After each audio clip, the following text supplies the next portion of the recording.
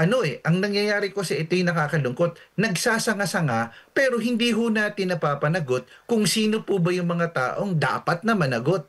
Bakit hindi ho muna pumunta dun sa pinaka-basic premise na dapat ho nilang gawin? Ano ho yan? Ipatawag muna nila yung membro ng lahat ng committee, ng BICAM committee na present noong gumawa ng 2025 budget. Wala si Saldico, magsimula tayo dun sa ibang mga mambabatas both sa House of Representatives at saka sa Senate.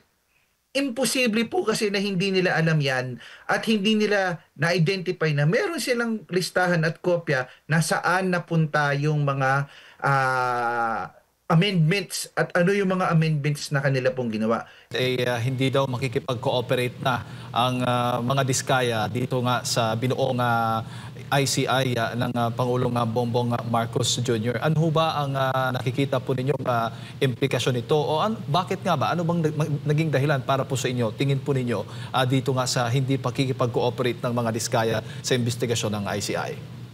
Yun. Una po sa tingin ko, we could just second guess kung ano ho yung dahilan kung bakit. Pero ako po, ito din ho yung re-referan ko na problema to begin with ng ICI. Kasi po, hilaw yung paraan ng pagkakagawa ng ICI. Lumabas na po sa usapin dati na isa po niyan nung nandyan pa na na-appoint si Mayor Benji Magalong, kulang sa suporta, ang nandyan po mga wala po silang sapat na budget, ni walang contempt powers po ang ICI, kaya yung makumpel maaaring for invitation. Kaya katulad ho niyan, nung napagdesisyonan ng mga diskaya na hindi na ho lumahok, hindi ho pwedeng pwersahin po ito ng ICI dahil ito po ang isa sa pinakamalaking limitasyon dahil nga po, to cut the long story short, walang ngipin talaga ang ICI. So yan ho yung isang pinakamalaking hamon po sa ICI. At the end of the day, recommendatory po lahat ng kanilang ginagawang investigasyon at wala hong real power po to either prosecute or to either yun nga po, isa ding issue yung resources po na meron sila na supposedly yung pag-ikot pa lamang po. Paano po yung gagastusin nilang budget na kung saan pag-ikot? So the very nature on how the ICI was actually formed or created was very problematic in the first place. Kaya nga po, kung matatandaan din natin, isinusulong nga po sa Senado na isabatas nang sa ganun magkaroon ng budget at i-define po ano ang saklaw ng kapangyarihan ng ICI.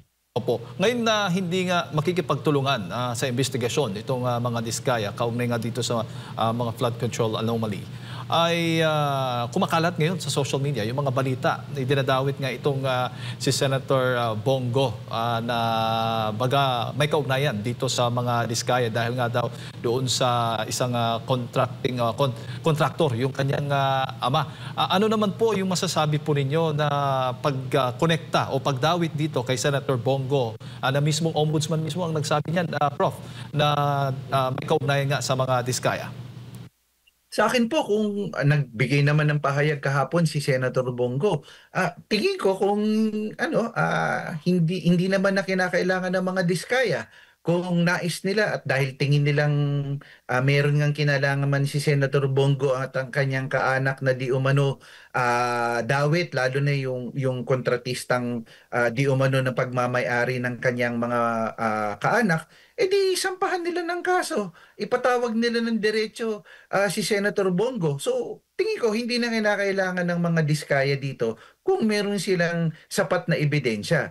Pero to link, kasi ang nangyayari, ito nga po yung yung sinasabi natin dito, dahil sa kawalan po ng transparency, sila lang po yung mga nakakaalam. So dahil sa kawalan ng transparency at kakulangan ng pagtingin at paglahok ng ating taong bayan dito na nakikita at nababantayan, yun yung nakakalungkot sa sitwasyon, yung maaaring spekulasyon na hindi naman po natin pinag-iisipan ng masama, yung spekulasyon na maaaring minsan far-fetched na yung mga manner na kung saan paano itatagni yung mga bagay-bagay at ang nangyayari ko sa ito'y nakakalungkot, nagsasanga-sanga pero hindi ho natin napapanagot kung sino po ba yung mga taong dapat na managot. So kung ako ho tatanungin, napakasimple. nagsasanga-sanga yung kanilang investigasyon, bakit hindi ho muna pumunta dun sa pinaka-basic premise na dapat ho nilang gawin? Ano ho yan? Ipatawag muna nila yung membro ng lahat ng committee, ng BICAM committee na present noong gumawa ng 2025 budget. Wala si Saldico, magsimula tayo dun sa ibang mga mambabatas both sa House of Representatives at saka sa Senate. Imposible po kasi na hindi nila alam yan at hindi nila na-identify na meron silang listahan at kopya na saan napunta yung mga amendments at ano yung mga amendments na kanila pong ginawa. Yun, very basic po yun. Pero kung titignan natin, tawag si contractor ng ganyan, ayan, nasa screen ho ninyo. Open naman sa public kung sino yung mga doon muna sila magsimula, ipatawag muna nila ito kasi parang shotgun approach na po sa tingin ko yung nangyayari at naka-zero in lamang ho tayo sa Bulacan. Marami pa pong ibang district offices ang DPWH na katulad po ng paulit-ulit nating sinasabi na maaaring nangyayari ang ganitong klaseng kalakaran. At ngayon po lumalabas na rin din po sa mga investigasyon na hindi lamang po DPWH o infrastructure, meron pa pong posibleng ibang ahensya na ma-involve po dito. Opo. Prof, sa tingin po ninyo, legal strategy po ito ng mga diskaya or meron pong pinoprotektahan sila? Kasi yun yung sinasabi, pinapakalat ngayon, may pinoprotektahan ito mga diskaya. Ako, sa akin din po, ang hamon sa mga diskaya, ilabas na rin din ho nila. Total, wala na rin din naman, katulad nung sinasabi, malabo na rin din naman ho silang maging state witness. At kung wala ho talaga silang tinatago at makabawas man lang sa atraso nila sa taong bayan dahil po dun sa mga proyekto, substandard projects at saka dun sa ilan hong mga identified ghost projects na nagawa nila na ano na lang ho, yun ho sanang ano na lang, panawagan ng taong bayan na gawin na lang ho nila kung ano yung tama at kung ano yung mabuti para po sa atin po mga kababayan na yung paggastos at ibinayad ho sa kanila ay pera ng taong bayan, pera ng ano po, public fund po na kung ganyan po talaga, wala ho silang tinatago, mabuting isiwalat na ho nila ang nalalaman ho nila. At baka rin din ho siguro ito ay hindi ko alam kung meron silang pinoprotektahan o baka ito rin din ho yung hinahawakan nila o leverage ho nila na kung saan in any eventuality na baka ho madiin sila,